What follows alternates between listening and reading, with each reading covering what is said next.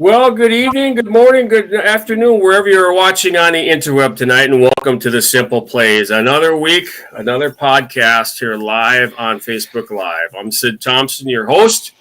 I'll be the one that is the captain of the ship, the referee taking and keeping the guys in line, calling the penalties, or the one I say hurts the cats at times when they get out of hand. So, welcome. We got a great show tonight. We're going to bring on a former NFL kicker from Jacksonville, Mike Hollis, as well as the first NIL high school athlete in the state of Minnesota, Bayless Flynn. There we go. There are two guests tonight. And, of course, talk a little bit of sports. So we're going to turn it over to Rev, Kevin Reinhardt, who ever so eloquently does our intros tonight. So, Rev, go at it. Well, thanks, Sid. Just wanted to introduce our two pro hosts tonight, straight out of West Haven. One-time World Bowl and Super Bowl champ, Ulish Booker. Our other pro host, straight out of Jeff City, Missouri. 10-year NFL vet. Our stat man, on again, off again, but always on again. Brian Newdall, straight out of Chaska High School. All of it you see right now is brought to you by Bison Graphics. And to top it off, the maestro, the captain to the crunch, to the what so. It is our guy, the maestro, Sid Thompson. We want to welcome our guest tonight, Mike Hollis, as well as Bayless Flynn. And we're looking forward to this show tonight. Sid, maestro, take it away. As always, Rev, excellent job. I love the way you do that. So, guys, we got a lot of topics to bring up in our short stint here talking about what's going on in the sports world, but I would be remiss if I did not off the top bring up the passing of the Goose, Tony Sirguso. And, Rev, I'm sure you maybe have a story or two about him. Let's discuss that. It's unfortunate. Passes at the age of 55, same age as myself. It's kind of scary at a very young age. So what can we talk about the Goose? Well, I'll tell you, every time I saw Goose, and actually Steve can back me up, I used to carry bubble gum with me everywhere on the football field. And it used to freak some of the assistant and head coaches out because I would get sometimes 20, 30 guys lined up for some Bubblicious, right? In the league, you can get in the locker room, they'd have like wintergreen, juicy fruit, Big Red. I was smuggling in grape Bubblicious, strawberry Bubblicious, okay? So I had it off the chain. And what had happened is that a player, I won't name him, Goose saw me on the sideline, handed him some bubble gum, and he walks up and he goes, "Hey, what's going on here?" And I go, I got some bubble gum. He said, "Oh, you're going to have to break me off a piece." So I gave him a couple pieces. And then after that, every time I see Goose, he's like, "Hey, you got some of that bubble gum?" I'm like, most of the time I did, but not all the time. So that's my Goose story. And tonight I'm wearing the bucket hat because of Goose. I mean, hey, listen, if you got 5 minutes with him, if you got 50 minutes with him, he was alone and a barrel of laughs. And rest in peace. And certainly goes out to the other Baltimore Raven who passed away today. I can't believe there's two of them that passed away the same day. But condolences and our heartfelt prayers go out to not only them but their families. And certainly want to give them the time they need to heal during this time. So God bless you, Goose.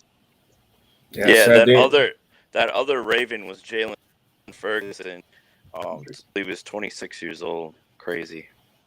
Yeah, we don't know the circumstances of that, but 26. The Goose was 55 and Jalen was 26. That's pretty scary. So we'll wait and find the details on that. So, but on a lighter note, I know I just want to start with that because I did want to make sure we remembered him. So let's talk about something that's going on right now too. I want to bring up the College World Series because we talk about football all the time, guys. In the College World Series right now, 3 out of the 4 teams that are playing are SEC teams. And if you didn't know, the 7 out of the past 12 winners of the national title has came out of the SEC. Plus the 4th team in that last 4, I think, is Oklahoma. And I believe they were talking about jumping into the SEC. So what does that say about that program, the SEC? We talked about them creating their own their own bowl game, their own conference, and just their own thing spinning off. I mean, it just says a lot about sports for that SEC conference in general. What are your thoughts, gentlemen? Well, it's hot. It's hot there all the time. Right. It's hot down south all the time. And Oklahoma is what? Darn near the desert, right? So, come on. So what are you saying? Because it's hot, they got good base? It's tough to have a baseball season in Roseau, Minnesota, is what we're saying. Oh, yeah. I understand. Hey, but kudos to my high school program for winning the second, taking the run-up this year. It's pretty darn good. So, my plug.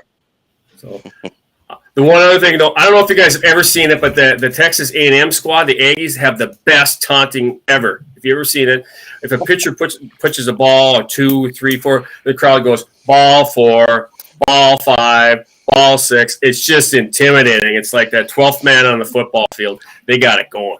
Pretty funny. So. Well, I think Rosenblatt Stadium in Omaha is one of the best atmospheres, especially if you ever get a chance to go to Omaha during the World Series, get some tickets.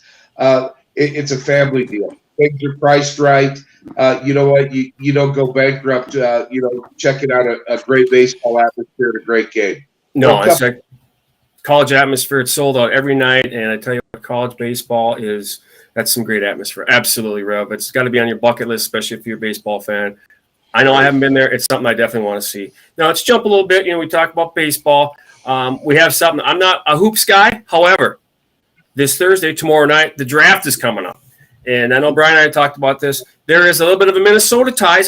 Since I'm in Minnesota, I got to bring it up. Gonzaga, I think it's Chet Holmgren, played at Minnehaha Academy, could be the top pick. I'm not saying he is, but he's up there. And amongst a few others, a couple of guys from the Big Ten, I think a Wisconsin player, and also a Iowa player that Brian knows about that could talk about. But sure, those top guys. Yeah, there's actually 6 that potentially could. I mean, the guy that's supposed to go, Jabari Smith from Auburn, he's projected to be the first pick, but it literally could be any one of them. It could be Chet Holmgren, it could be Paulo Banchero from Duke, it could be Jordan Ivey from Purdue, could be my guy Keegan Murray from the Iowa Hawkeyes. That's who I'm rooting for sure. And then, as you said, Johnny Davis, guard from Wisconsin. You just don't know sometimes, especially when the draft is a little bit on the weak side. There's no clear-cut superstar, in this draft, so you could have anything. Good points. And if you wouldn't mind me I want to point out, in this draft, there's some former NBA ties. We got to bring up Scottie Pippen Jr. is in the draft this year. Ron Harper, his son, Jr., played on that same squad. And Shaq's son, who Shaq wanted him to finish up, but I guess they went back and forth. He decided, I want to go to the draft. So 3 former NBA sons, draft potential. We'll see where they go. Well, they certainly need the money. Yeah, I tell you what, there's probably some. That's the thing about the NIL that we talked about in the past. Some of those guys that opt for the draft maybe better off staying in college because of these NIL deals that are coming out there. That remains to be seen, but that is a topic that comes up when it comes to NIL deals and staying or trying to opt to go bigger and better. So now, I know we got our guests in the weights there coming up here, but one thing I do want to bring up too, guys. I golf once every 5 years when we have our hockey reunion, and I also buy a set of garage clubs so I can bust them. But let's bring up this Live 54 PGA. They're pilfering, kind of like the portal.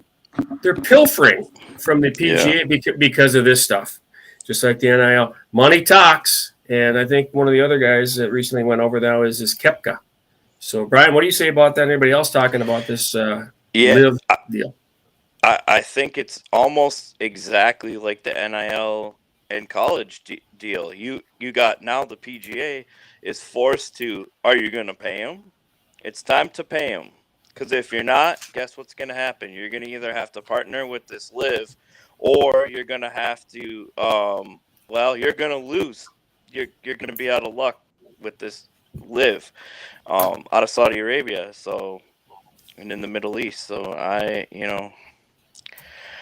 hopefully they can get something together, work something out, and so the golf fans don't I don't see it being. Go ahead. It's not going to be like the portal, just because these guys are all independent anyway, so they don't rely on fitting in with the group. They just play to play, and the bottom line is they're going to go where the pots are bigger. That's just plain. And there's definitely a lot of this over there in the Big Desert there in Saudi. So lastly, let's bring up one more. Go ahead, Steve. Go ahead. I'm sorry. I was going to say the international money is money that we don't even understand here in America.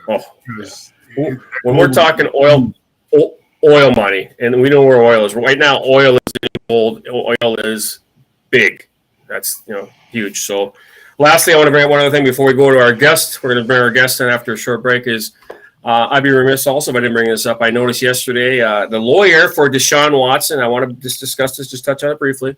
He stated yesterday 20 of the 24 lawsuits have been settled.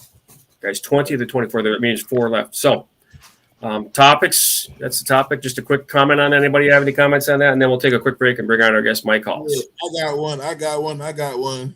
Okay, Buck, the floor is yours, buddy. Green is for the money, and the gold is for the honeys.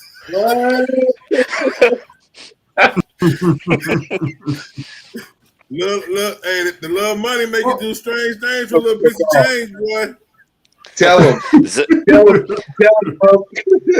Hey, I got 235 million reasons why 20 of those girls said, you know what? Maybe he didn't do what he do. You know what? It's all good. It's all good. Hey, you know what? You hit the nail on the head there, Book. That's why we love you, Book.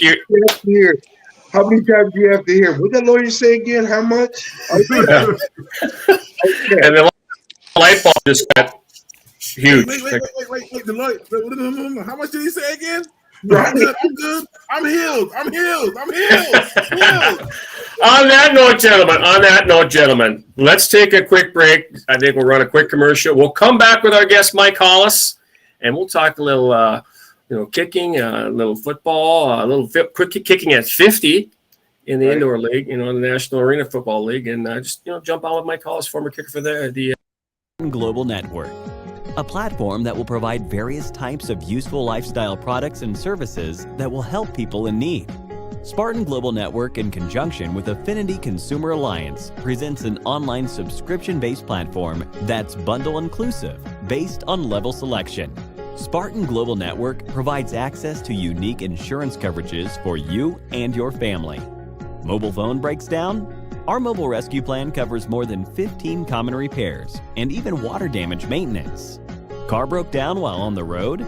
We offer 24-hour roadside assistance to make sure that you are safe and covered in the event of an emergency while on the road. Going for travel? We are able to offer our members discounts on flights, hotels, rental cars, vacation packages, cruises, and more. So, what are you waiting for?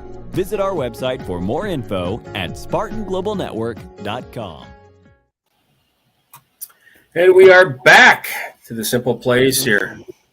And as you can see on our screen right there, we are joined by Mike Hollis, former Jacksonville Jaguar, currently kicking for the Jacksonville Sharks. I almost said Sparks. I know I Sparks, but Mike, hey, pleasure to have you on. What's going on, guys? I tell you what, down there in Jacksontown. What's that now? Well, Rev was asking how things are going on in Jacksontown, as he called it. Jacksontown, warm. It's toasty. It's supposed to be 100 degrees tomorrow, and of course, that's just the temperature alone. Then you add the humidity. It's probably we'll probably have a heat index of like 108 or something. It's going to be pretty hot. Oh, Rev, do you? I think probably one of the new highlights of the last 2-3 weeks has been you jumping back into the game, Mike, and tell us a little bit about how that feels to be doing it at our age, versus when you're kind of looking across the field, maybe seeing, wow, I think he played against my son, Well, I growing up as a kid, I was always, told, no, I'm too small. You can't do this. You can't do that. And just kind of people try to kind of limit my abilities just based on what they thought I could or couldn't do. And you know, just getting into the NFL was a challenge, not only you know, because of my size. And honest story is that Tom Coughlin originally thought I was too small. He's like, you know what, you know, your form is great, you know, you kick the ball really well, but you know, we're looking for somebody who's a little bit bigger than you. And you know, of course, I did not take that for an answer. That's not a very good answer, especially because I'm a kicker. Why would it matter how big I am? I kick the ball like I'm 6'2". It doesn't matter, right? But ultimately, you know, I had a lot of hurdles, you know, getting into the NFL, and had to prove a lot of people wrong, which I did. And even going to college, man, I went to a junior college for 2 years because I couldn't go to a university. You know, I wanted to go to a 4-year university, and I wanted to earn a scholarship, and that never happened. So ultimately, I just basically took a different road that a lot of kids wouldn't have done, because, you know, there's a lot of pride, of course, but I was realistic in knowing that, you know, I'm not going to get opportunities to get a, you know, scholarship at a Division I school. So let's take the junior route, college route, and go from there. And I did. And, you know, I was a blue chip All-American in college, junior college course. And then I even going from junior college to, you know, now university, I was still passed up on the same sort of teams that passed up on me 2 years prior to that. So I'm getting a little pissed off at this point. Like, look, come on, man. Like, seriously, like, I was just wondering when a team was going to take me serious, and John L. Smith from the University of Idaho took me serious and said, hey, you know, we got this guy from Michigan State that we brought in as a transfer athlete, and you know, he didn't kick real well, you know, in our practices, and we believe that you have a good potential of beating him out, and he hasn't earned a scholarship yet. It's still there. So if you take a chance, come in and be a Vandal.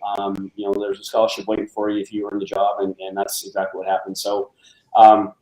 My point in all that is, obviously I'm rambling, but with regards to, you know, playing with the Sharks, like, you know, it's kind of something I want to prove to people that, you know, somebody my age and my, you know, limited that athletic ability now, way limited compared to what I used to do. I still have the technique was down. And of course I have a kicking academy, and I've been doing this for 17, almost 18 years now. So I knew that, you know, the form and the technique were still there. It's just a matter of, you know, can I do that for a whole game? Can I do that for multiple games? And I was right about one thing, and the one thing was that my technique was good. It was solid. I was able to kick the ball fine. But however, I was wrong about one thing, and that was that I had 4 lower back surgeries when I was playing in the NFL. And 20 years ago was basically my last surgery, and I didn't think to consider how long the games were. I remember how long they were, but an amount of kicking in arena. And then for whatever reason, that one game that I did play, and just to let you guys know, I'm not playing anymore because my back could not handle the long games. I was really very, very tight after that game, and I woke up the next morning with nerve pain down my leg, very, very similar to what I dealt with when I was playing in the NFL. And I'm like, I'm not going down that road again. So it was kind of an easy decision for me, even though it kind of sucked because I was training and I was, you know, getting back in shape and doing that sort of stuff. But and I enjoyed it. It was a lot of fun. But, you know, that specific game, we scored like 72 points. And so I'm just exhausted after the game because I'm an old man, also because I'm, you know, kicking a lot. But 5 hours of kicking and staying loose and constantly moving was kind of torture on my back. And so that was kind of a decision I made. You know, it was a great run, I should say, a one-game run. But I'm out of it now. But I'm still coaching, of course, and you know, I can still kick and stuff. But it was exciting. I was grateful for the opportunity, and I inspired a lot of people, and it was kind of by accident. This wasn't my intention to inspire people to do things, but I had a lot of high school friends that, you know, had, hey man, you know, inspired me to lose weight. Even I'm like, okay, all right, well, because I'm out there kicking at the age of 50. But ultimately, it was a lot of fun, and I'm glad I did it. And hopefully, kids, you know, when they see this, of course, that, you know, seeing me at the age of 50 playing, and I think I became the oldest professional football player in America by that one game, as far as pro football is concerned. But you know, inspire people, and I had a good time, and hopefully the kids that are in my kicking academy can see, and even new kids coming into the academy can see that it's the technique that works. That's what really kicks the ball. It's not my athletic ability or my size or my strength. It's the technique, and I proved that playing professional football at the age of 50. Awesome. So I got a question that actually came across from one of our viewers. I wanted to know going back to your NFL days, it says, what do you remember most about the 1999 season? Oh, well, unfortunately, what I remember the most is getting beat by the Titans 3 different times, which kind of sucks. But that year we were 14-2 in the regular season. Both games that we lost were by the Tennessee Titans, and we had a first-round bye in the playoffs, and I think that's the year that we beat Miami really bad too. I think we put Dan Marino into retirement after that game, but that was an exciting game as well. It was an exciting season. That was our best season as a franchise. We had a lot of national exposure, of course, because of that. And, we went to our second, AFC championship game. It was at home this time, of course, again, against the Tennessee Titans, and they beat us, which really sucked. It was a tough loss, but, my career I played, I came one game away from the Super Bowl twice. You hear the stories about all these NFL guys who have never gone to a Super Bowl, have never won a Super Bowl. Clearly, I'm one of them, but I came close a couple times. And those glory days, I call them, back in the days when the Jaguars were winning a lot of games. It was a lot of fun. It was kind of stressful because the pressure was on. We had a lot of attention after we started. We're good with our games and winning, beating teams that we shouldn't have beat. Looking back in the '96 season, we beat Buffalo, which we shouldn't have won. Then we move on and we beat the Broncos, Denver Broncos, who were 14-2 at the time. They were coming off a bye week, and we knocked them off. And so it was fun. The whole '90s, the whole time I spent here at Jacksonville, with exception of the last couple, maybe last year or so, we weren't that great the last year. But all of those years, I played here 7 years, and 6 of those years, well, the first year wasn't good either. So I'll say 5 of the 7 years were pretty good. Awesome. Now I want to throw it over to our Super Bowl champion, Book. Do you have any questions for our kicker here? Being you're in the trenches, you're one of those guys in the trenches. Yeah, Mike. I'll just say, you already know what the general consensus is about kickers, especially. Well, you were in Florida. I'm more up north in Pittsburgh. It sucked because we be out there in the freezing cold, and our facility, the windows are facing the field. And so obviously the kickers, punters, they're all inside riding the bikes while we're outside going through an hour and 45 minutes of practice. And the kicker comes out for the last 10 minutes of 5 minutes of actual kicking. And, guys are always, breaking the kicker's stones anyway. So that's my sentiment. But hey, in those rough snot knocker games, hey, you guys are crunched. That the pressure is always on. So what does it feel like to be in that position when we're playing those games, or those games happen and we can't get anything going and you're the top scorer? What's that feeling like? Well, it's an important position, much like what you were saying. Everybody wants to be a kicker until it comes to those times, right? Am I right? Right. Yeah. So the luxury of us having those times that we're inside riding bikes and eating pizza and playing golf and whatever we're doing. Which I didn't put all that in there. See, I did because that's kind of the consensus, right? But I played for Tom Coughlin, and that stuff would not be allowed in that environment. So being in those kind of games, it's we don't really think about it. In my opinion, really, as a kicker, and I think most kickers would probably think the same, is that your job is to make kicks, and it's one kick at a time, one play at a time. You just take it one play at a time, and every kick is different, but your goal is to make every kick. And if it just so happens to be that you're the only one scoring that specific game, that's just the way it is, and that's what you're paid to do. So it's a good feeling when you're making those kicks. I've had games where I was 5 for 5 on field goals, maybe an extra point or two, and we end up winning the game by 3 points or 2 points or something. So clearly I know that my points were the difference in the game, but I can't do that unless my offense puts me in the position to do that. So it's still clearly a team effort. So I'm not going to take all the credit for winning the game. Hey, look at me, I'm the kicker, I won the game.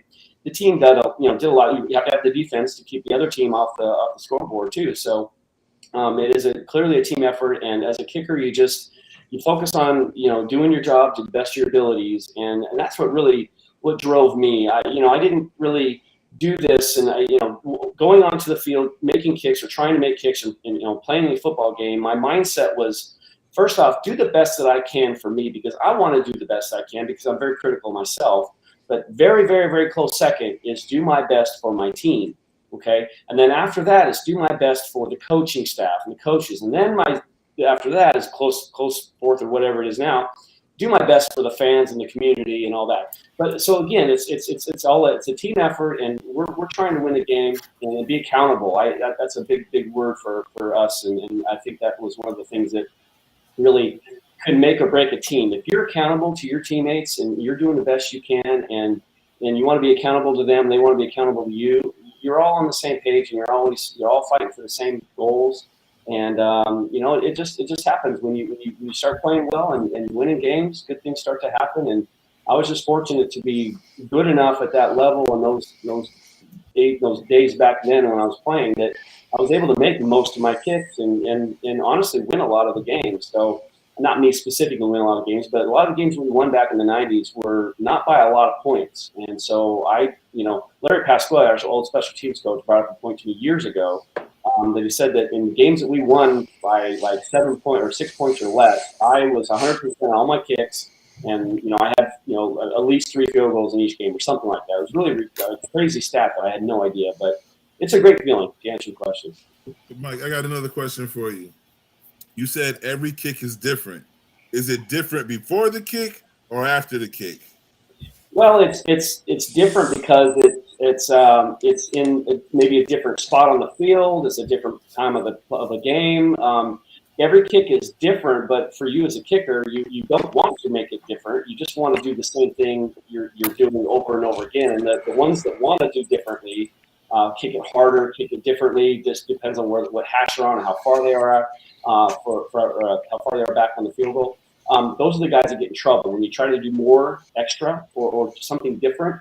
On game day, you're not gonna, you're not doing what you've normally done in practice, and that's one of the things that I learned pretty early on. Is don't try harder on game day. Just do what you've been doing on the practice field. For the last million kicks that you've had, just keep doing what you've been doing there. And again, so different before the kick, different after the kick. Yes, after the kick is different. If you miss it, you clearly don't want to have that feeling because it's not You're going home. Going home. Here, I got one more thing. What are as an offensive lineman, I know based upon the set in the front, the guy that's in front of me, down the distance, if it's a pass play, whatever, I know what type of set that I need to take. There's a mechanics protocol that goes through my head as I line up based on the film, based on practice, all of the above. What are the kicking mechanics that goes through your mind when you get ready to approach a kick, giving the weather or giving the place on the field? There's a SOP in your head. What is it? Well, the trick is just to do the same thing over and over and over again. And that's, like I said, it's hard to answer that question because really, as a kicker, we have the luxury of not getting penalized if a ball goes too far. All we have to do is kick it far enough, over the crossbar, of course, and obviously between the pipes. But my point as a kicker, you don't want to kick differently if you're at different levels, different distances from the field goal. You want to kick the same every single time because that's what you've mastered and that's what you want to work on. And you want to rely on you getting back into the technical part of it. What I was pretty good at was and this is going to be crazy for you to hear, but I didn't care where the ball went. When I kicked it, when I'm lining up, and if I line up properly and I do my proper technique that I've been doing for years and years and years and practice really, really hard, and I trust, that's the biggest thing. If I trust my technique, I shouldn't care where the ball goes because if I'm good with my technique, I know I'm going to do my technique properly, the ball will go where it's supposed to go.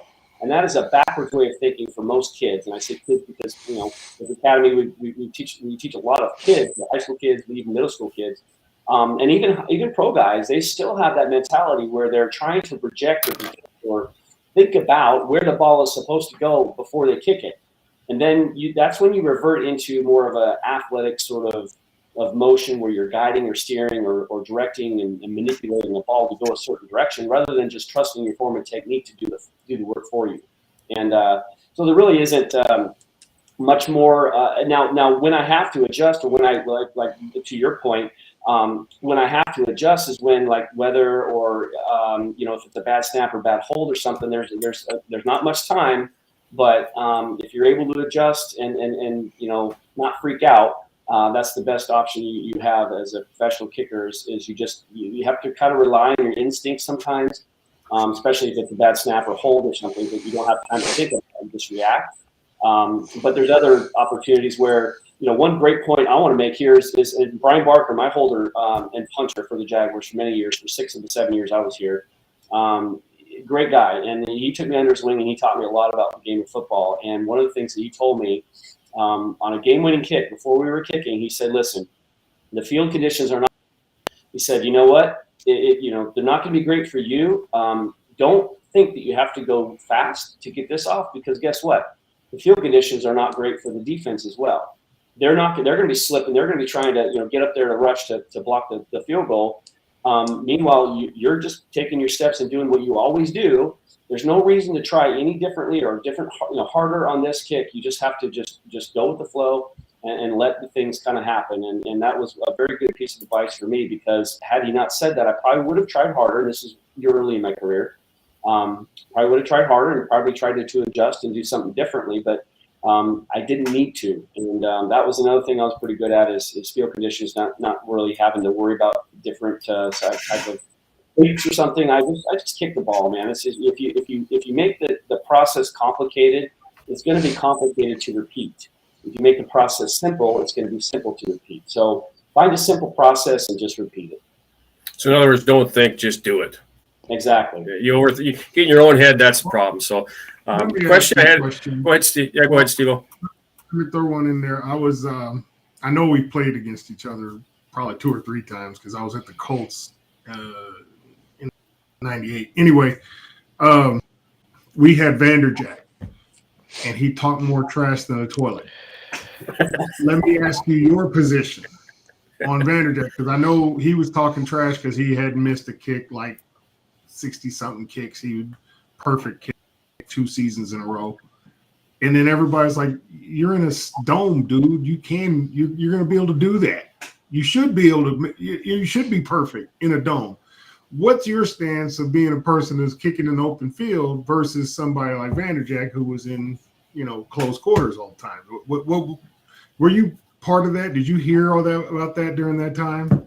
I did. I heard what Peyton Manning had called him. I didn't know the history behind that. There are guys out there that can do that. Now, how much longer was it before he actually started to miss kicks and lose out on his opportunities and eventually lose his job and then retire? At one point, you have to back up what you're saying. And I've never wanted to do that. I've never wanted to be a talker, because guess what? Now the pressure's on me to back that up. I'd rather just let my actions speak for themselves and not have to impress anybody with words. That's just me. Now, Mike is different. I know other guys, Kenny Spencer, who was a guy that played a long time in the Arena League. He was very confident in himself, but he kicked really well. So guys can do that. I wasn't one of those guys. I was kind of a zombie on game day. I was just, my eyes were like a deer in the headlights. I was really focused. I didn't like to talk too much, and I just wanted to stay focused on my job. And with Mike Vanderjack, I think he got a little caught up into that sort of mindset, and it kind of invites complacency if you think about it. It's just like, I'm good enough. I can just go through the motions and kick the ball. I'm fine. I don't think anybody would ever want to be complacent, because when you get complacent, that's when things start to go wrong.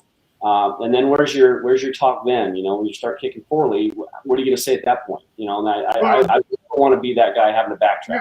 That was the thing, is that he goes to Buffalo and he missed one. And everybody was like, we don't hear you, Mike. You was talking all that trash. Where you at? We go to Buffalo, you miss one. What you got to say now, buddy? And look, I don't get me wrong. I'm 100%, I was with them in the mindset of, by all means, think it. don't ever not think you're the greatest. Every time I stepped on the field, I thought I was the greatest defensive tackle I ever played the game, even though I no Hall of Fames, no nothing. But I walked out there with that attitude. But I never told anybody other than guys that I was close to. And that's all I could say to him was like, don't think it, just don't say nothing. And you wouldn't have any problems. But I just remember that, and I just used to think that, man, I bet every kicker that kicks an open field probably like, that piece of shit, he can't kick. That was just my thought. I just wanted to hear your perspective. Yeah. Well, and then, of course, he's kicking in the dome, and yeah, it's easier, clearly, because there's no weather. You don't have to worry about wind or rain or snow or sleet or anything. And the other thing people don't realize is that the field conditions are perfect. You don't have domes with grass well, maybe the Houston field did at one point, maybe Arizona did at one point, but you don't have those fields like that in the field conditions. That's one thing that you don't, as a you guys who have played know that you clearly understand how bad the field can get at certain points, but the people up there in the stands watching, the people at home watching, they don't see how bad the field is really at some points when it's a grass field and these big heavy guys are just chewing the crap out of the field. There's been games I played in the old New England Stadium where I had to clear a path of divots out of my way on a kickoff. I literally teed up the ball, and I'm like trying to make myself a path to run on to avoid stepping on a bunch of divots.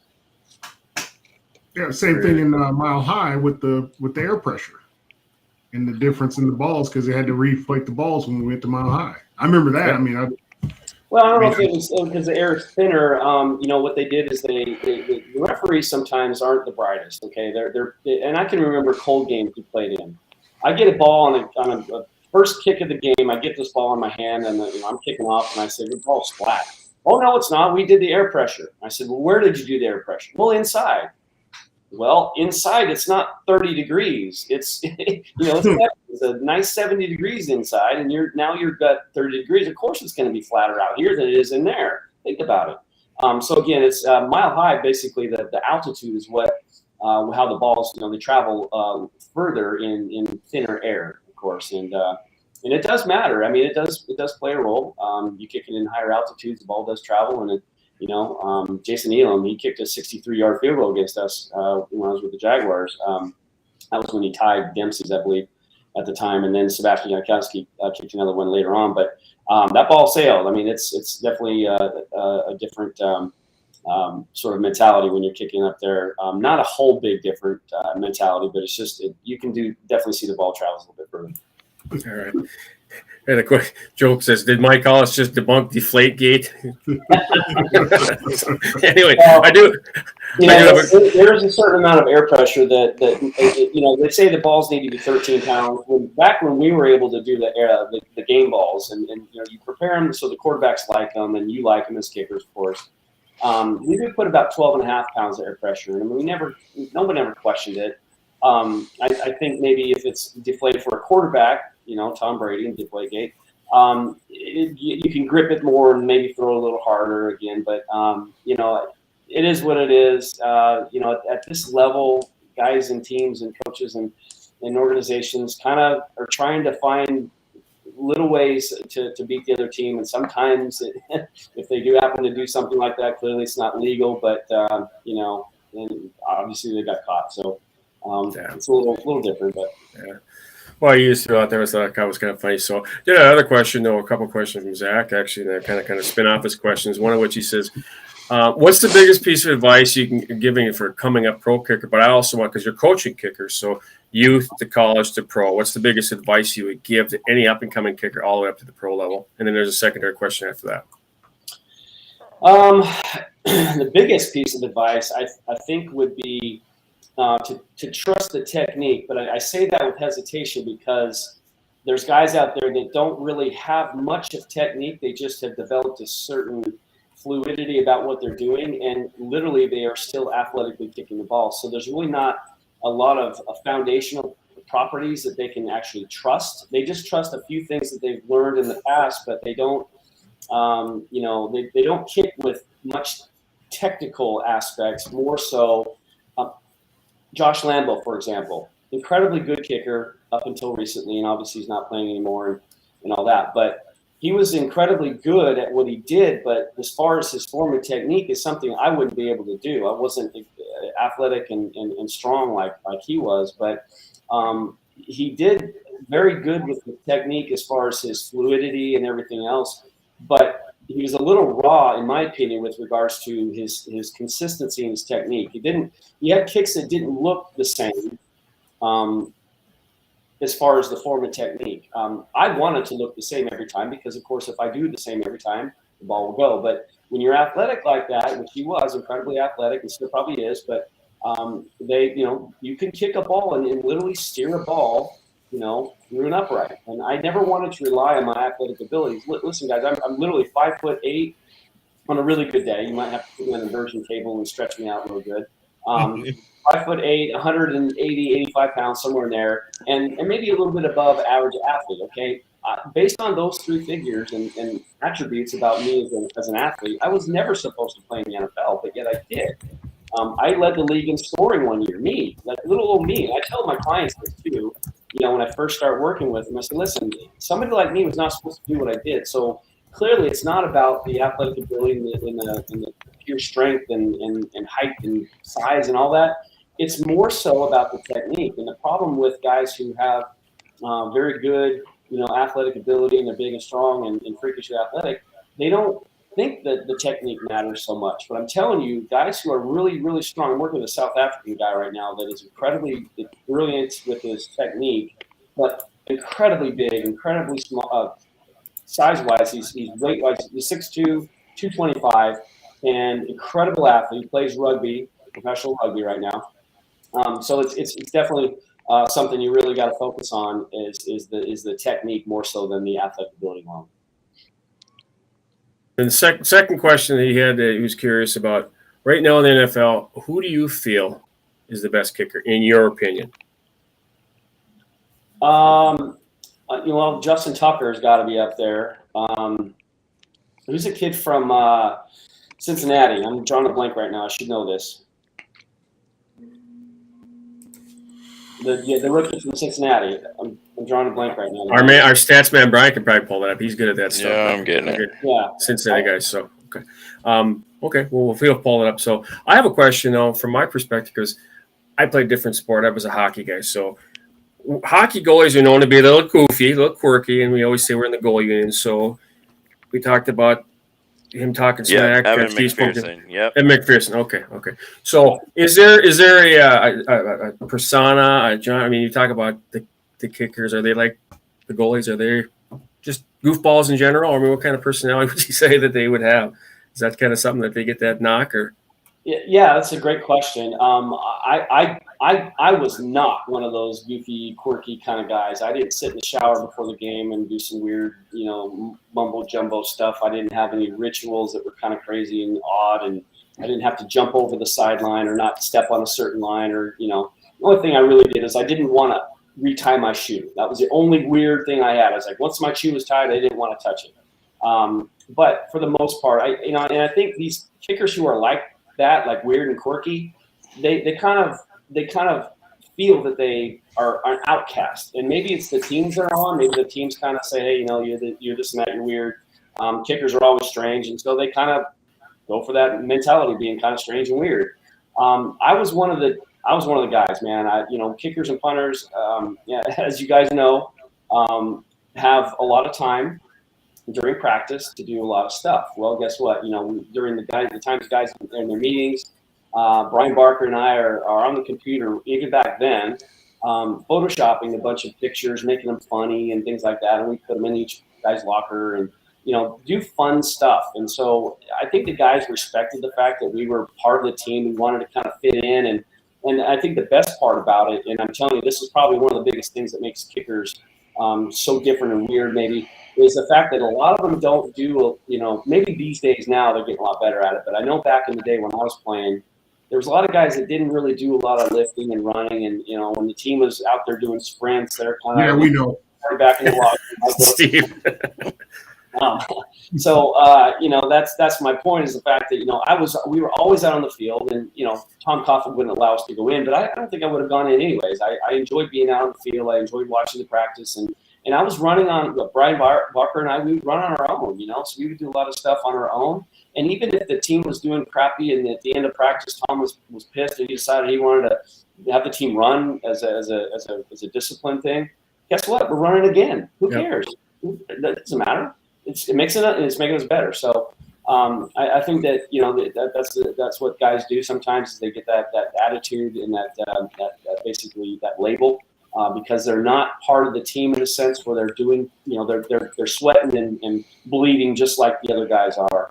And I wanted to be a football player. I didn't want to be just a kicker. And I made some tackles. I think I got credit for 11 tackles, but I know I had more than that because we had a lot of the return team had holding penalties. So, a matter of fact, I did tackle Herschel Walker once, but you'll never see it because, well, I do it. I have it on video. You can see it, but it won't be in the stat book because there was a holding penalty. So, guess what? No credit for no tackle. No hacky sack. No hacky sacks. I was going to say, my best friend in college was the kicker. We lived on death row because I was number 98. So all the walk-ons and everybody else was down our row. So there it is. Did you find it? Look at our crack producer. Has he got that? Oh wow, he found it. Holy hell! That is quick. Wait, where is it? Where is it? Got him. Oh wow, that was quick. Yeah, you walked over him. I don't know if you can see, but I do have a scar right here on it's a turf burn on my arm right here. Kind of hard to see, but it's a little scar from that tackle. Really? I should get it tattooed or something, right? There you go. Yeah, with Herschel Walker's signature is exactly. I'm sign it and get it tattooed. There you go. There you go. I know in the next segment we're going to talk to a soccer player here in Minnesota, the first NIL in Minnesota. Now, the reason I bring up that is because I was curious your background. You see a lot of soccer guys. In high school they're playing dual sports. They play soccer, then they come on and kick for the football team. So, what's the background? What was the background? How did you get into kicking? If you don't mind me asking, what was the story behind that? Soccer. I was pretty athletic as far as soccer was concerned. I hated running though. I didn't have much endurance. I'm a sprinter, but then I didn't want to play midfield because you're all over the field if you're playing midfield. So I was more like a striker. I'd sprint occasionally and try to score, of course. But I was a guy that usually would take the penalty shots. I would just rip it and rip it kind of attitude back then when I was younger. But the soccer background gives kids that foot to ball contact, sort of the coordination of kicking the ball with good solidness. Now, soccer, that's kind of one good thing about soccer. Another good thing about soccer is the running part. But anything else about soccer is not good because you're doing different things with the ball. You're bending the ball, you're driving the ball, you're popping the ball up. There's all kinds of different kicks you can do in soccer.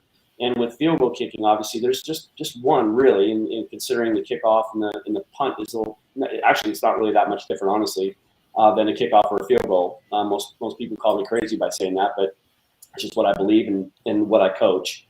But ultimately, the soccer background does give kids that ability to kind of get that coordination down. And then when you transverse into soccer, into kicking, of course, it actually becomes a little easier, a little bit more tedious and mindful of repeating the same motion. But I developed a love for kicking from soccer, and then when I was in middle school. We had a lightweight and a heavyweight team, and so clearly I was a small guy, so I played on the lightweight team. But in ninth grade, it was a free-for-all, and I was actually a little concerned because I was still literally I weighed 107 pounds in ninth grade, not big at all, and I was going to have to play against these other guys, and I didn't know that I could just be a kicker. I thought I had to play a position. I thought that was just a rule, and I didn't play that year. And then when I went to in 10th grade. That's actually when I went into the actual high school. Our ninth grade was not in high school. It's actually still at our middle school back in Washington State. But when I went to high school, I had a stepbrother who had just left and graduated from that same high school. And he said, hey, are you going to kick on the team? And I said, I don't know, man. I don't want to get killed. And he kind of knew what I was implying. And then he said, well, no, you could be just a kicker if you wanted to. And I said, really? I didn't know that. And so he talked me into it, and I went out and tried out, and I made it on varsity as a sophomore in high school. So, and the fact that just loving just the challenge of kicking. And earlier I was talking about how I'm trying to kick well for myself, and because all the work and stuff that I did, obviously in the games, and trying to get better and trying to be as best I can. Well, part of that, all that work and all that effort and loving kicking is about loving kicking and having passion about it. If you have a passion about it and you really enjoy it, it's not a job. It's more like a hobby and a challenge. I wanted to be as good as I can be, and whatever level I got to, as long as I was as good as I physically could be, then great. I would be happy with that. But I just enjoyed it, and ironically, the highest level that I got was, as far as kicking, was the NFL. So I really enjoyed it. It was a lot of fun. Awesome. So I'd be remiss if I didn't bring this up, because being a former pro, former college, a big topic we bring up in the second half is we talk a lot about NIL. What's that, Steve? Oh, I'm sorry. You're saying something, Steve. We kind of talked over each other. I apologize. I'm sorry. Okay. No, my signal's bad. Oh, you're breaking up. Okay. I'm sorry, Mike. I was going to ask you, when it comes to, I don't know if you've been approached or brought up, all these kickers you're dealing with. The NIL now in collegiate hockey, collegiate sports, excuse me, my hockey mindset again. I was thinking, because it's the Stanley Cup's on tonight.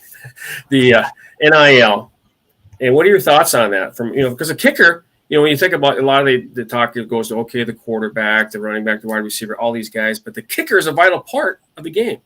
So, what are your comments? Just to get your feedback on that. I mean, what are your thoughts on that? With regards to the NIL, as far about the name, likeness, and all that. Yep, exactly. I didn't know what, because my Bible. Yep. Okay. That's a tough one, because you're starting to, you refer to like paying athletes in college and high schools. Where you're going with that? Exactly. Yes. I don't know. I mean, obviously, it's because we as athletes, and even back when I was playing, I wasn't like this big, well-known guy as far as like someone who's getting a lot of attention and someone who's, making the school more money because of my play. That's for the quarterbacks and guys that are in the limelight like that. That's a tough one, because you're kind of you're feeding that kind of more or less that arrogant. I wouldn't even want to say arrogant, because that comes off wrong too. It's just it boosts kind of a different attitude with athletes at an age where they're not really ready. In other words, I can see this backfiring in a way that will make athletes kind of, when they're younger and they get this attention, and again, that word complacent is going to come up again, because that's what I think is going to happen to some athletes, not every one of them, but I think some, organizations that pay these players to do certain things might get a little burned by some of them who are complacent, who get complacent because they feel like, hey, I've done really well, and this and that. I'm this person. I deserve this money. And there's no. I don't know if there's enough drive and sort of fueling of the fire. I specifically in high school and going into college, and I had a lot of fuel to the fire that I had in my heart about playing in whatever level I can get in college and all that. I wanted to play, and I was getting passed up by a lot of people, and that kind of pissed me off a little bit, and made me work harder, honestly. So if you're, it's like a child who you're kind of, and again, I don't take this the wrong way, whoever's listening, as far as, I think your next guest is someone who's getting paid, so I don't want to upset her. But my point is that it's like a mother rewarding a child for doing behavior that's should not be rewardable. You know what I mean? It's a different way of kind of like, yes, it's good that you're able to get, recognition and get paid for, your abilities to play at younger ages and at different levels, at lower levels like that, at high school and all that. But I see some kids could take it the wrong way, and I think it can burn some of these organizations that are paying money to these players. Sure.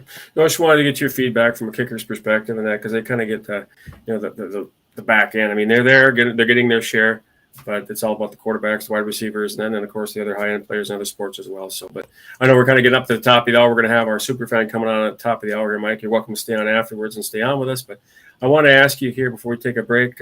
Where can people find you now? I mean, the kicking. What's the URL again for your site where you're doing on there? Because there's kickers all over the country that I know here in Minnesota, where I'm based, that there's good kickers that go to camp. So where can they find more information about you?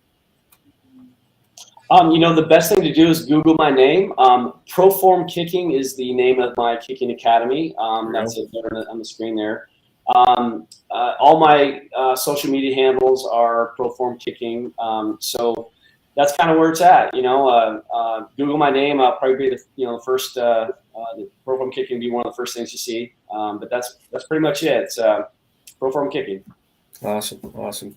Well, guys, like I said, we're going to have our super fan at the top of the hour. Again, Mike, you're welcome to go in the back and stick around. And, with you have you on the second half, it's entirely up to you. But we appreciate you coming on and talking to us about a little bit about kicking and some of the fun stuff, too, about the game and bringing up the flake cake. That was awesome. And that was kind of funny. But, great to have you on. And congratulations on being the oldest kicker. 50 years old, man. That's kind of awesome. So. Plus, you did it indoors where it was actually air conditioning, right? Where it was like nice. It wasn't 100 degrees out like in Jacksonville outside. So, yeah. But no, anything else, guys, before we let him go? Because, we're getting up against the top and I just want to kind of make sure we give Mike appreciate you coming on. By all means, I will say that I hated the kickers until we needed them. Isn't that the truth? But you know what, guys? I always stress when coaching. I'm in a lot of different sports. I coach hockey and baseball, and that it's the little things that win you a game. Whether it's a extra point, a punt, a kick, or whatever. Face off in hockey, an extra point, or 3-point, whatever. You got to have that kicker. Without that kicker, it can cost you. So, especially a guy like Mike. So, I would like to have you on my team back in the day. That's for sure. Oh, go B. Yeah. What's that? So actually, we're still waiting for Will. Looks like Will's hanging. Where's Will? Our super fan. He's probably out at some event though. He's all over the place, by the way. Yeah, we're gonna be good. Okay. I think B slow. Okay, all right. Well, Mike, we're gonna let you go. I'd love to keep talking with you because that's the type of guy I like to these guys talk. Once I start going, I'm the guy that got to herd in. I talk about I heard the cats. Well, I'm the type of guy that starts rambling. So, but no, thanks so much. Always a pleasure to get someone's perspective, especially from a guy like yourself that has played the game at a highest level at a position that doesn't get enough recognition. Thank you so much. I appreciate it. Thank you guys so much. All right. Take care. Thank you. And that was Mike Hollis, Pro Bowler, former kicker for the Jacksonville Jaguars. It's awesome to have him on. So I'm going to see what's going on. We're going to take our quick break there. Cracks that guy in the background, Mr. Reihard. And we're going to have a top of the hour break and bring on Where's Will, where he's hiding. I'm not sure where he's at, but he's probably someplace. Maybe he's coming off the golf course. Steve, he likes to golf, so we'll see what he's got going. But we will be bringing on, in a matter of moments, after Will's done, as I mentioned, Bayless Flynn, Edina High School soccer player. She is actually going to be our guest after Will comes on, and we are ready with Will. So let's take and bring Will on. We're going to have a quick break there, Zach. I thought we were going to take a quick top of the hour break, but we got Will, the super fan, coming up next here on the Simple Plays. Just a little tidbit. Yeah. So with Nick, what I've seen from him is probably his biggest superpower is his ability to adapt. And what I mean by that, I've seen great coaches, come up with programs and they can win. They win championships and they have a style that is successful. And that doesn't mean though that you're going to continue to be successful, because if you understand football, people know the NFL is a copycat league, right?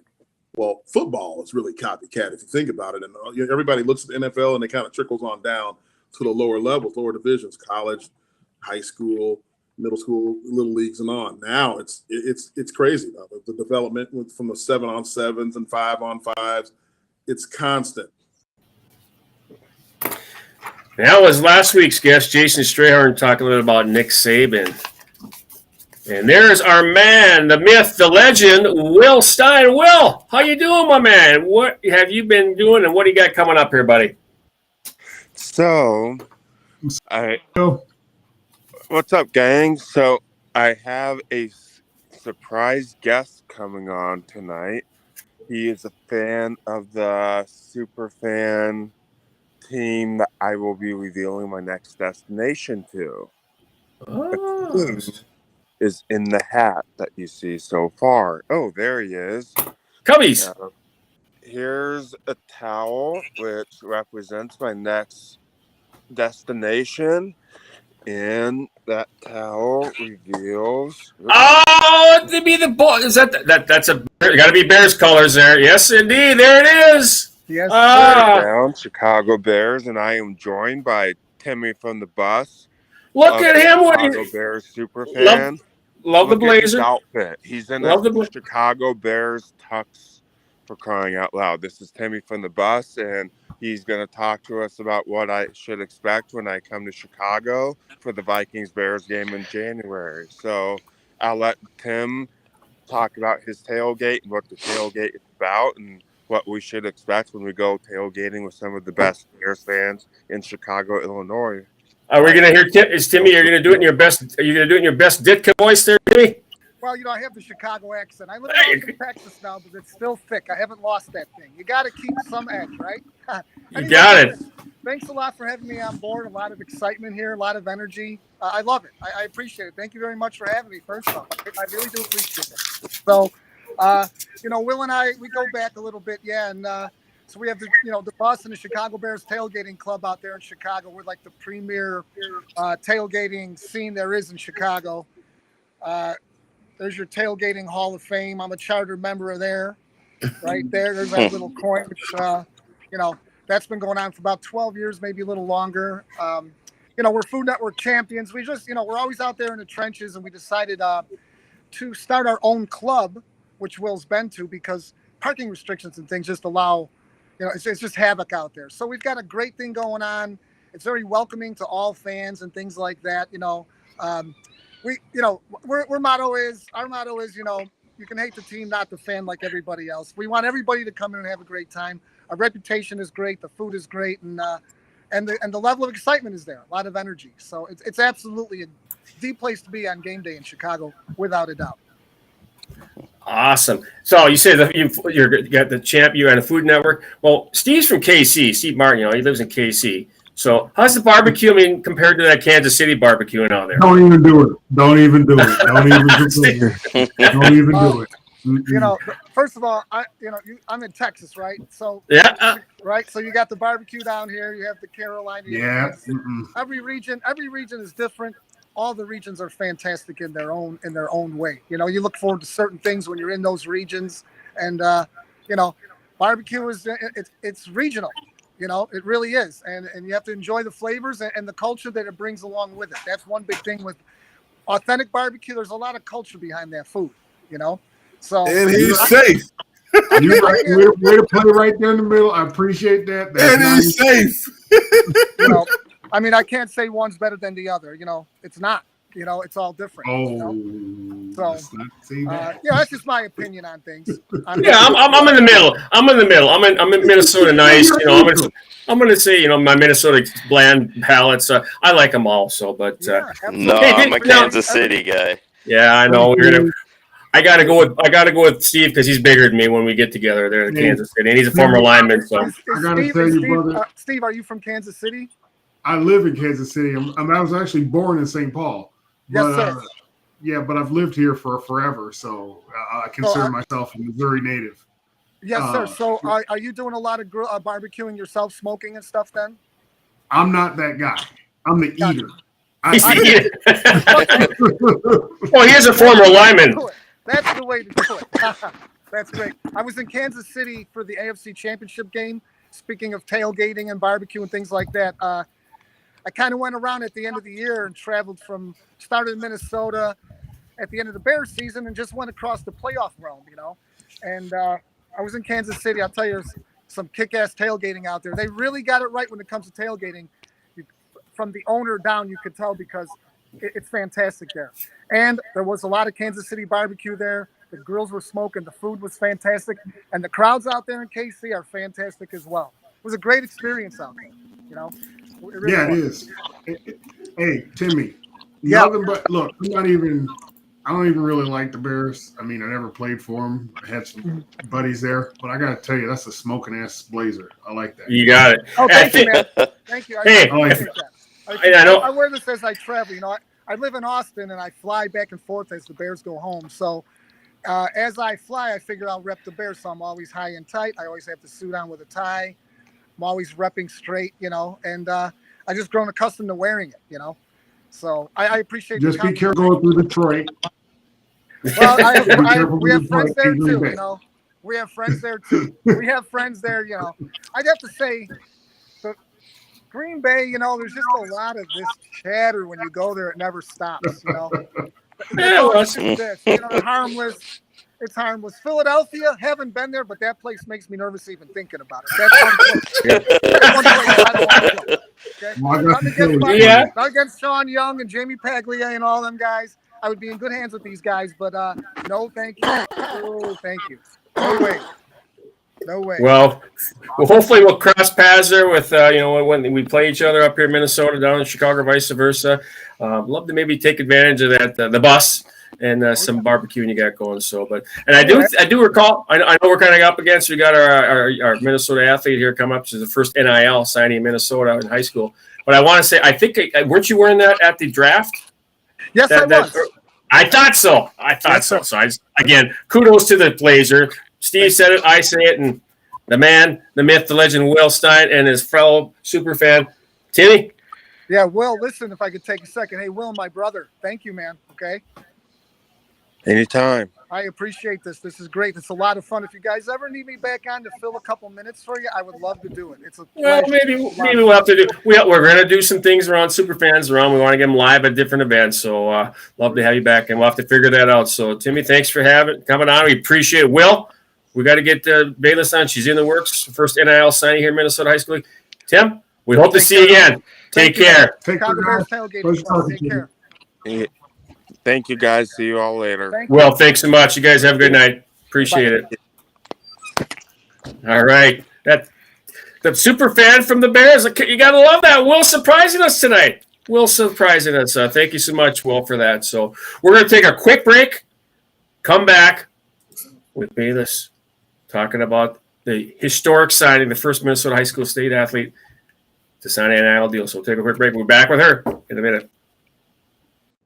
You know, I'm with you 100%, but that's the purpose of what we're trying to do, to bring us together to start talking the conversation so we make the conversation healthy. Look, we don't want all these agents and people that are just in here pariah just to feed off of the young when they come in. We don't want that. We want it so that, look, I got my sons, you got your kids that are going through this process. I don't want them to run into this thing and get chewed up like a buzz in the buzzsaw that happened to us when we came out of college. Because when you walk in the NFL, at least if you're 22, you got a chance. But when you're 18, holy hell. I couldn't even imagine having 500,000, 50,000, 20,000 going in. I lived off of $300 a month, and $200 was rent. So I couldn't even imagine having that kind of money that early in my career. Would be unbelievable to do this without some support. So we want to kind of put together this forum so we can have it so that we can put people at every school that can kind of mentor. And it's the alumni that's going to do it, you know, because the alumni cares. They care about the school. I'm mad at the NCAA for what it's worth. I was mad when I was in college trying to, you know, buy diapers for my son, and I go to Target and they got a jersey on sale, number 98. It didn't have my name on it, but everybody in Columbia knew who the hell number 98 was. And that's the thing. We know it's a long time coming, you know, and not just D1 guys, because, you know, if you play D2 or D3, you can take advantage of this as well. I want to stress that. You know, there is a lot of good things happen out there, and just because I'm a D3 student or a D2 athlete doesn't mean I can't work my butt off and get these NILs as well. I mean, you look at the summit. I'm going to hopefully have on the king of the NIL and D3, as he calls himself, and the king in Norfolk State. He had 66 NIL deals because he worked. And you know what? I'm going to hire a guy like that because he worked his butt off. He's not a 5-star athlete. He's a Norfolk State threw his name out there, got many, many denials, and boom, yep, that's the guy right there with Kareem Smith. He actually won an award at the NIL, so we'll hopefully get him on at some point. But going back now, we kind of digress with this, and that's the way I got to herd the cat. And guys, that was Steve and myself talking about why we're doing what we're doing here. The mission is to help out young athletes, whether they're high school athletes or collegiate athletes, that they can benefit from the NIL and mentor them. That's what it's about. And we're bringing on our guest, Bayless Flynn, the first NIL endorsed athlete here in Minnesota high school sports. It's a pleasure to bring her on. And she's over at Edina High School soccer player, goaltender. Bayless, thanks for coming on. Glad you could make it. Thank you for having me. It's an absolute pleasure. And Brian, are you there? I know you hooked us up with Bayless. Can you give us a little bit quick background, and then we'll take and throw it to you and ask a few questions here and just talk about this historic event, this historic signing you did. Absolutely. Oh, sorry. Oh, go ahead. I partnered with True Stone Financial. They initially saw me at the kit reveal at the Mall of America because I play on Minnesota Aurora, which is the first pre-professional, community-owned, and women-led soccer team in the state. So they saw me at that kit reveal, and they thought I would be a good partner for them to endorse their Aurora branded credit and debit card, and also promote financial literacy for people my age who are making their first financial decisions, like getting their first bank account, credit card, and car. So we don't really know the specifics yet of the financial piece or what I'll be exactly doing. Like, I don't know if there'll be commercials or promotions exactly, but I'm just super excited for this opportunity. Awesome. Ryan, go ahead. You were going to make a comment there, sir. Yeah, absolutely. And then I can also one of the, if the top goalkeeper nationally in the country, and she's Alabama, Montana commit, 2023, correct? Yes. And they're go correct. Yeah, got to throw that in there. Mm-hmm. Here we go. There's the commitment. 16-year-old Bayless Flynn. So that's awesome. So what you've done, though, is historic to be the first ever Minnesota athlete. It wasn't, we're in the state of hockey. I'm a hockey guy. I know hockey well. I played it and I coached it and I broadcast it. But this was done by a soccer player. That says a lot. And a female athlete. So you are paving the path. I mean, how does that feel? Talk about that. Just that to be part of history. What does that feel like?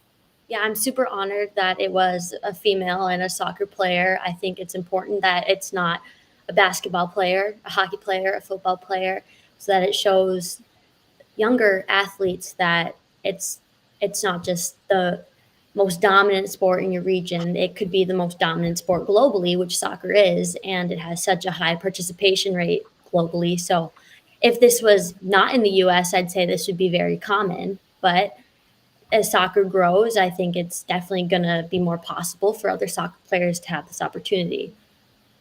Awesome. I know we talk a lot bit about the thing you mentioned was financial literacy, and Book can really preach about this because he discusses that's the one thing about NIL deals, and you happen to be partnering with this True Stone. It's kind of ironic because that's what we're truly trying to hit home on is the educating the students, the young athletes about what the NIL could do for them and what financial literacy is about. And you being part of that, I think that's it's a great fit for you to educate others because you're the first. Absolutely. And we're not exactly taught about financial literacy in schools or how to buy our first car or make a bank account. So it's definitely an important aspect to hit. Book, do you want to comment on that? Because I know you're the I like to call you the evangelist when it comes to talking about financial literacy. Well, first of all, kudos to you and congratulations to you, Bayless, on being the first athlete, high school athlete in the state of Minnesota. Minnesota, correct? Yes, sir. Yeah, Minnesota to partner up not only with the NIL deal, but with such an intricate and important subject matter surrounding financial literacy.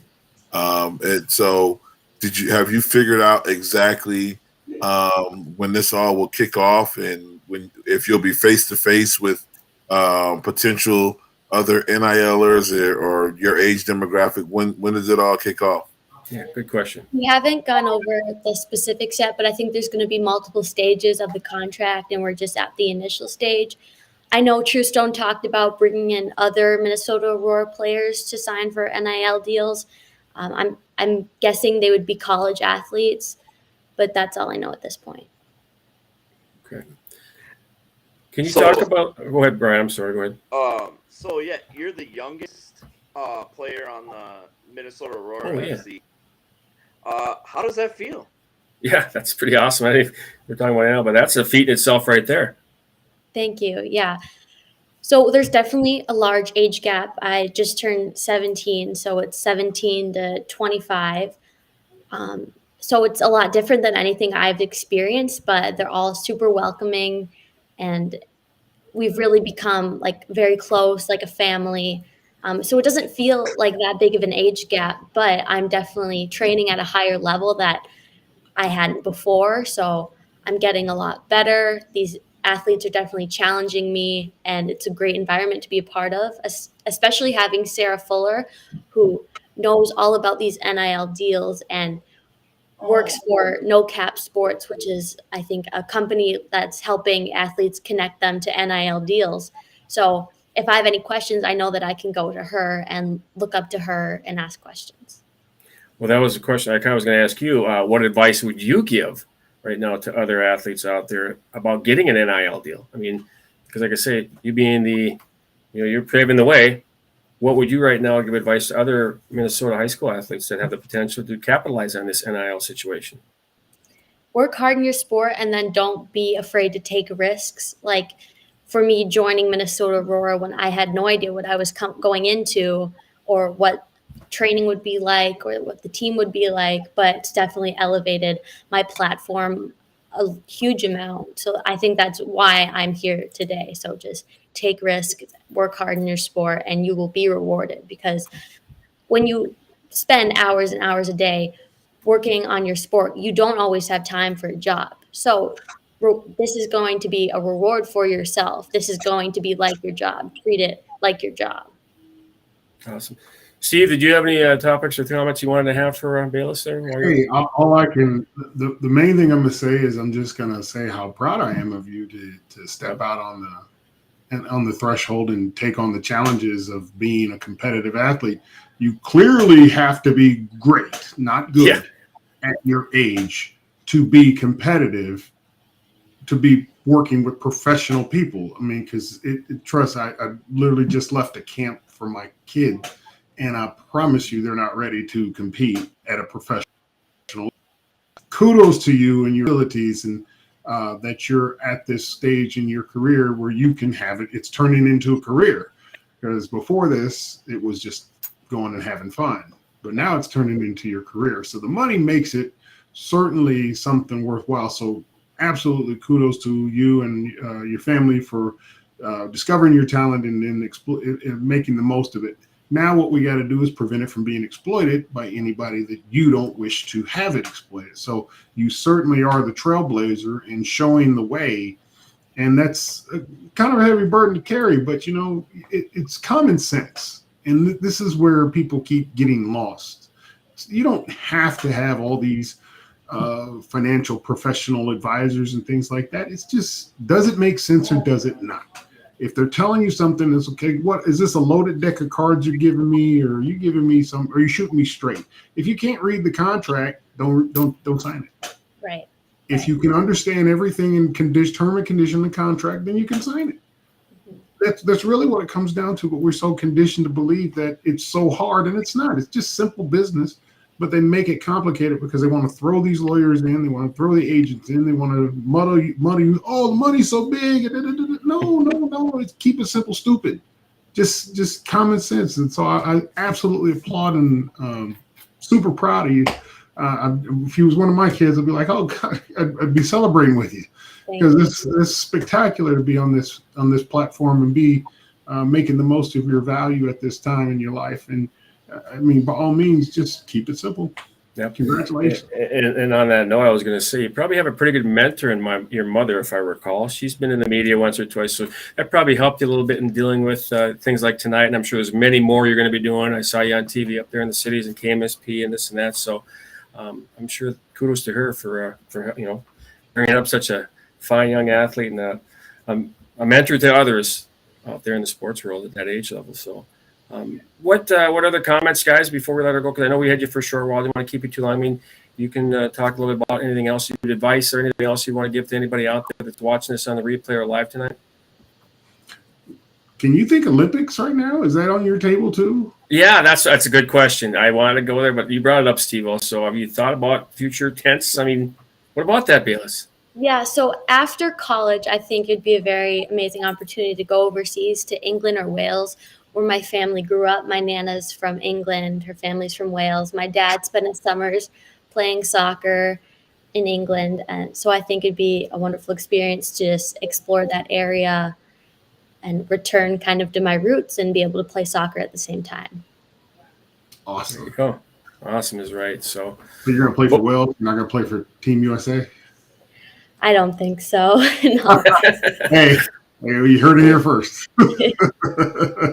We'll make note of that. Great problem to have. You bet. We'll keep track of you as you go. You know, you got one more year after high school where you dine. And how do the Hornets look this year? How do the Hornets look this year? Very, very good. We've got a loaded roster, so watch out. Well, it starts with confident. Yeah, captain. I'm assuming captain on a team or future captain for your senior year. So that's awesome. So and always good athletic programs over there in Edina. So that's good for you. So, gentlemen, any other comments or questions for Bayless before we let her go here? Because I know it's kind of want to take a few minutes, but kind of went a little bit longer than we thought. But that can happen. So, anything else, gentlemen? I guess silence is golden, so that means no. But Bayless, I want to thank you so much for coming on. Now we really appreciate it. You are a trailblazer for Minnesota high school athletes. Congratulations to what you're doing and what you have done for those that are going to follow you. So you are truly a mentor. Congratulations. Thank you so much for having me. We appreciate it. Thank you. Have a great remainder of your night. So, gentlemen, as we let Bayless go, that's a historic piece to have the first athlete in Minnesota high school history to be on our program. And she's a trailblazer, like you said, to be able to do that at her age. So, and Minnesota is, I don't know how many states are now. Brian, you probably know more so than me. 11 maybe? Is that maybe 11? I couldn't tell you how many total. 11. Okay. So hopefully, how good she really is. I mean, she really has to be a great player, not a good one. A great player. Steve, incredible. Like I said, top goalkeeper in the country. So yeah, I'm guessing she's able to go wherever she wanted. Montana, look out! Watch her at Montana. Yeah, I don't see her being able to get out of that USA call for the soccer team. Yeah, we may see her, and there's some of the updates there in the States. Yep. I know. I said earlier, green is for the money. There you go. So what is that there? We look at enacted into law, amended. So right now, Minnesota, it says legislation proposed. This isn't up to date. Minnesota is actually now on the map. So that's one of the newer ones. So that's green is money. California, the big states. So we'll see what happens with the rest of this. And like I say, it's the first year for the collegiate level, and the high schools are just starting to move in. And yes, that's going to be updated here shortly. So, gentlemen, as far as NIL things this week, I know, Brian, have you delved into that? I looked at some of the stats in that, and they showed the sports specific, and I was looking at NCAA Division I, average NIL was like $3,000 or something. Actually, Division III was above Division II, believe it or not, in terms of the numbers. That was in the NIL newsstand. I saw that sent through Open Doors. Brian, you probably have that information there. If you can pull it up and let me know the latest on that. Yep. I'm just trying to find it now. And as far as some of these guys signing, I think we're waiting. The big thing here in Minnesota nationwide, and Book, I'm sorry to see, Jackson Howard is down to 4 schools. Michigan happens to be one of them. I'm sorry, big dog. No, don't be sorry for me. Be sorry for him. As Michigan just acknowledged that they're not paying players for NIL or they're not paying players, blah, blah, blah. Yeah, and that was interesting you say that because I saw that on a tweet I retweeted on our Twitter handle there, Coach talking about that. And there's the 4. All right, see, we got Michigan. They're probably shaking up here. Miami, and then LSU. So who do you think out of those 4 has if you're a betting man, I'm thinking maybe the lower left-hand corner. If it's strictly NIL, I would say Miami is in the lead, but time will tell. He's doing it July 1st. I called it on Canada Day. Well, today it's going to be Jackson Howard Day because that is Canadian Independence on the calendar. But on the calendar for their fans, Jackson Howard, it's going to be Jackson Howard Day, signing day. So we'll see. We'll see where that goes. But, hey guys, I'm getting. I follow a lot of these fan posts between Michigan State and Michigan and other schools or whatever. I'm starting to, when these coaches make these statements, then you see the fan base. Oh, if you want to get paid, go to the NFL or the MLB or the NBA. Blah blah blah blah blah blah blah. And it's like, think about it. You go to your job, and the scale is so unbalanced or impartial against you. Do you stay in that job, knowing that, hey, maybe I can go, free agent on my own and make what I'm really worth, or do you just you stay there and continue to get your head beat in? Yep. And so for the fan base to take a particular angle or a position that just shut up and dribble, or just shut up and play football, or just shut up and whatever, I don't think that's fair, and I think it's inconsiderate of the fans to pass judgment and not be in those positions. I mean, I know for so long, they've got the free help, the free labor, especially on the collegiate level. But I'm like, listen, for the amount of monies that are coming in, it's almost blasphemous not to compensate these players, especially after their careers. They end up with career, or lifelong injuries. And so I just kind of, grinded my gears a little bit watching the U of M fan base, go on a rant about how the players shouldn't be compensated. Yeah, it's interesting. It's how people have different perspectives on things, but knowing what's going on in the league, and we talk about it, and as Zach pulls it up there, and I'm going to ask Brian about the updates too, but the Big Ten Conference, Ohio State and Michigan State. Ohio State has 1,000 NIL deals over the past year. That's amazing. So they're taking care of their athletes, like it or not. I mean, I talk about it. The toothpaste out. It's not going back in. It may be tweaked a little bit, but we need to take these athletes taken care of based upon what I'm seeing for these contracts with the TV. And we're not going to mention the V word because Steve will go off. But there's money out there. That's going to pay it. Let's compensate and then get this squared away. So, Brian, what did you find there on that average right now? Small. Yeah, I'm not finding what you were asking for, but definitely, we're definitely seeing a rise in some of the Division II and Division III are starting to really. I mean, they're not all into it quite yet, but they're starting to at least go, okay, we need to get something going right now, because if we don't, we're going to be, left behind. I mean, it's a book, and Steve has said many times. Yep. And I'll also spin off that too, guys. I had a meeting at a rather large distribution company here in town. The guy I met with happened to be on the board of the football boosters for the collegiate team here. And he said, NIL? Well, I mean, really, what he didn't know about it. He didn't really know about it. So we need to educate more and more, and that's what we're doing. That's what we're trying to do. So we're going to get the word out. Try to help these guys get paid, because that's going to help athletes, and in turn it'll help the colleges too, get more exposure. I know we've reiterated a few times, but I think it's important for athletes when they begin to take on these NIL contracts, that they have people that have gone before them and utilize those people, because really, if you've never gone into that jungle without the right tools, the right kids, you're going to get lost.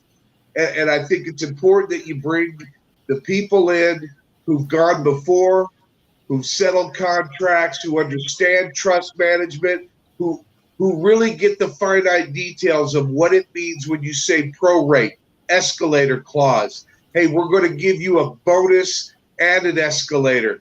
If you don't have people that understand that kind of language, especially when you're talking about contract law, I feel like some of these kids are going to go in with a hand down or maybe even two down because they don't have the right circle of people around them. And that's what we're trying to formulate here. Is that right, guys? Rev, I'll add to that, Rev. At the end of the day, the other part of that is when you go into contract negotiations, because the language and the legal ease is so anti the person that's signing it, you don't even know it if you're not familiar with legalese. Right. Rev, as you can attest, Steve, as you can attest, the way that contracts are structured and the wording, and it's not fair. However, but if you want to walk with the big dogs, you got to be able to take a tinkle in the high grass. And so the scary part of it is people signing things that you may be signing your kid's life away. Yeah.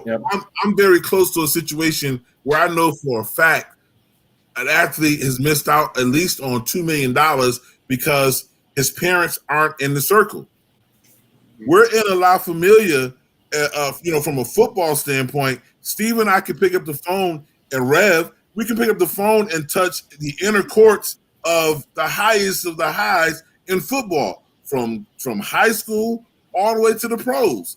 And there's just certain things, there's certain places that parents won't be allowed to go because they're not in the inner court. And because of that, you're going to end up hurting your kid.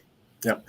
And you said that you hit the nail on the head there, and that's exactly why groups like us, guys like us, we're trying to be the voice to help you out. So, reach out to us. We're connected. We try to connect. You try to get involved. That's what we're here for, the mentorship. And that's why we're having Bayless on as a high school athlete. Boy, does she have a good head on her shoulders to do what she's doing. I mean, that in mentorship, that's the type of person that's been before, so she can help other athletes. I mean, she's going to be a senior. When she's in college, she can go back to somebody from Edina or here in Minnesota and say, hey, what did you do? That person can be a mentor, and that's the type of people we want to connect. Guys like Steve. Much like I was saying to her, is that the contract should make sense. Yep. And that's where people get tied up in the legalese because they think, I got to have this clause in there because, this is an indemnity clause that prevents me from being, or persons from being liable for any acts that I do. Well, you got to understand what indemnity means. And if you let it mean what the legalese says, there's probably 2 or 3 definitions. If you just grab a Webster's dictionary and said, this is the definition and this is the reference for which I choose all these words, you can choose the words of your contract. And people don't know that. Yep. People think they have to just sign, because it's got to have this clause, it's got to have that clause. It honestly is very, very simple. Who, what, when, where, why, and how. That's the basis of a contract. That's it. Termination, keep it simple. Yeah, exactly. Again, that's it.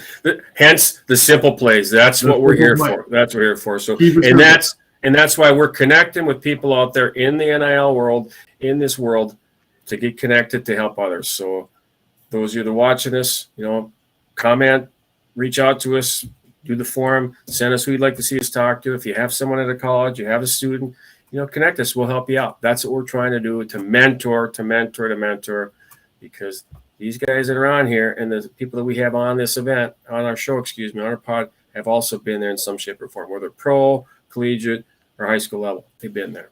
So, guys, I think we're coming up on the final thoughts here. We've come up. It's been a great show, being able to talk to Mike Hollis tonight, talk about kicking in the NFL, having Bayless Flynn. I mean, that's a historic guest to have on.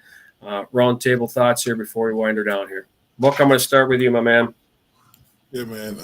Once again, kudos to Bayless. It's evident, it's crystal clear that she has a team in her background and her purview. You can hear when she mentioned her dad. He goes back to England. So somewhere near those parents were either athletic or around it at a high level. That's the only way that a kid of her age that can compete at the level that she can compete at.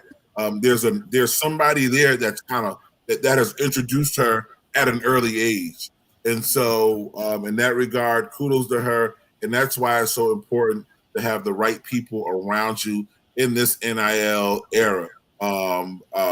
B and I had a conversation with an attorney today, and she's a trademark attorney, contract attorney. She said there's so many people that are signing agreements, and some of them are signing their lives right away. Because remember, name, image, and likeness goes with you until you right here. Yep. And so at the end of the day, it's important. Don't let your pride and your ego and your naivete get in the way of the athlete. Because at the end of the day, the athlete is the one that has to deal with the repercussions of the incompetence or the ignorance of the person that's guiding the ship. So my advice to the athlete, to the families, to the units, get people involved that know what they are doing. Don't be afraid to ask what you don't know, because in any type of contract negotiations, you start to lose oxygen to your brain because you're not used to it. So the nerves and the nervousness, you miss things because you're just not aware. You don't know what you don't know. So this is what the Simple Plays is about. We have a cast of gentlemen that know what they're doing, and if we don't know what we're doing, we know who to call. So it's my cents. Well, your 2 cents were very, very valuable. I appreciate it, Book. Brian, let's head up to you, buddy. Sure, thank you. Normally we talk about football and a little bit of basketball, but we really, as a group, want to branch out into all sports. Look at today, for the first time, we talked about soccer. We had the first female athlete on tonight. We want to have more female athletes on. Come aboard. Come on our show. We'd love to have you. Absolutely. We'd love to get different perspectives from everybody, whether it be, like I said before, coaches, lawyers, mentors, athletes, everybody. So, I think opportunities are there. Come aboard. Attaboy, I appreciate those thoughts. Very good point on the observation. Let's delve into the other sports and female side of sports too. Steve-O. Yeah, man. Man, is Bayless the coolest girl in her school right now, or what? I mean, she's got to be floating on cloud 27. She walks into the lunchroom like, I'm hanging with her. Yeah, that's got to be cool as hell. I mean, it is what it is. Again, in this life is been made complicated because certain people want to make life hard for others, and that's the reality. And they feed off of that challenge of when they make it hard for you. And the thing is sensible folks, want just sensible deals. And again, if you don't understand the deal, if you need them to write it in crayon, make them write it in crayon. That's right. You're the one with the value. And I'm not telling you to be a prick about, I'm the greatest since sliced bread. I'm not saying that. But knowing your worth, that's what contract negotiation is. But they condition the person who has the value to not negotiate in their best interest, because the other parties that are working with you are trying to exploit it in some regard, which can be a mutual benefit, which is fine if we agree, and as long as you're not deceiving me. But as long as you got deception or ill intent, strike me a fair deal and we'll do deals indefinitely. You strike me a bad deal, it's the last one you'll ever get. And that's what we want to teach these kids early on, so they don't get burned by the business. I was done in 10 years, not because I didn't love playing football anymore. It was two reasons. One, that I had kind of wore out my welcome because I was very combative, because I got tired of getting pissed down my back and telling me it was raining. It drove me nuts. It's like you're gonna shoot me straight. Tell me I'm not good, and that's fine. I'll live with it. I'll go get better. But don't tell me it's because of something I didn't do, which is several coaches I've had that out with. Shoot me straight, and I'll accept it. I'll accept the truth any day. I'm not going to listen to no lie. And that's all we're trying to do is help kids and people understand that you have value, and it's okay for you to demand your value day one. You're not being a prick because you're saying this is what I need for myself. And, some people you say all the time when players will say, oh, I got to feed my kids. Well, you're talking a $40 million contract. What do you mean feed your kids? It's business. You're at the point where we're talking 40 million and you're getting mad at me because I'm saying I'm worth 42. It's all about the level of what you're talking about. It's no different than going buying a candy bar. If I think that candy bar is worth $1, then that's what I want to pay. If you got it for sale for 35, I'm not buying candy bars. Okay. That's just what it is. So, by all means, again, congratulations, Bayless. Fantastic. I can only imagine how great of a player she is. She's got to be one of the best on the planet. And sweetheart, just do your best, master your craft, and learn. Just be patient and learn. Looking forward to following her career. I mean, it's an amazing career so far, and it's going to only get bigger and better. So, Rev, back to you. Well, it's just like where we're going. We're talking about ways to, garner, money on our name, image, and likeness.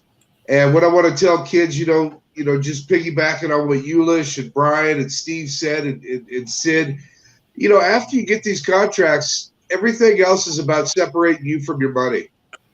And, every decision you make, every relationship you have, every person that comes up to you and says, I got the new greatest idea about what to invest in, is about separating you from your money. And what we want to do here at Simple Plays is teach you, as well as come and coordinate with you, how to keep that money long term, where instead of just living like a king for a year, you can live like prince and princesses for a very long time, well after your career is over with. So that's all I wanted to add. Hey, great show tonight, Sid. Way to lead this crew of cats. And hats off to Mike Hollis.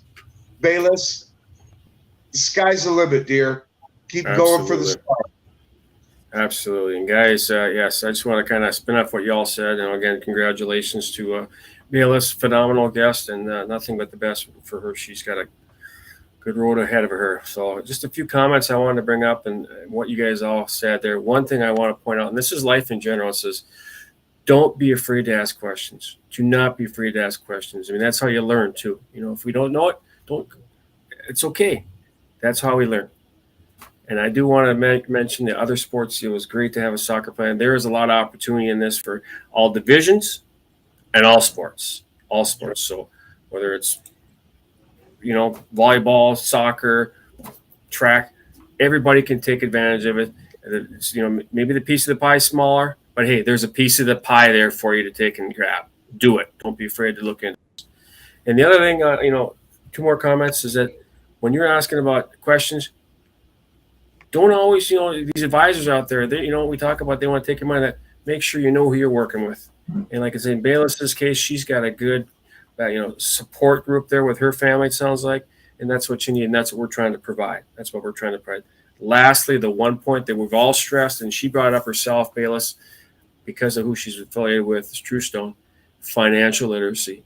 And she said it to us and everybody. And I myself said this. They do not teach it in schools at high school, and it should be how to do something as simple as even doing a checkbook. I mean, we get these athletes right now, they get these big NIL deals. They don't know how to do their own taxes. And that's what we're talking about, financial literacy, how to manage your money, how to invest it, where to keep it. And that's where guys like Book and that we talk about it. And, they met with a lawyer today. So we're going places with this. We're going to try to help out as best we can. So please reach out to us. Let us know what type of guest you want. If you have a recommendation of a guest, send us, a message on Facebook there. The Simple Plays. And we're excited. So next week, I believe we have Correct me if I'm wrong on that. Just to promote next week's show, we got Mike Westhoff, if I remember right. Correct, guys? Is that correct? Yes. So next week, Mike Westhoff. He's been all over. He's going to be full of stories as well. The greatest special teams coach ever. All right, I'll take you on that. Great guy, from what I understand, too. Troy Gear is saying. And then that first week, I believe it's the 6th, if I'm correct, in July, we're going to have the D3 NIL King. Jack Betts is coming on from Amherst. So I'm looking forward to hearing his story because he's doing it at the D3 level. So got a high school student on there tonight. We're going to have a D3 athlete on coming up in July. So thank you again for Mike Hollis. Thanks to Bayless for coming on. And all the guys here on the Simple Plays. We really appreciate you guys out there. Thanks for watching tonight. And again on the replay. All I can say is thank you so much. Without you guys, we don't have a show. So long, everybody. So long, everybody.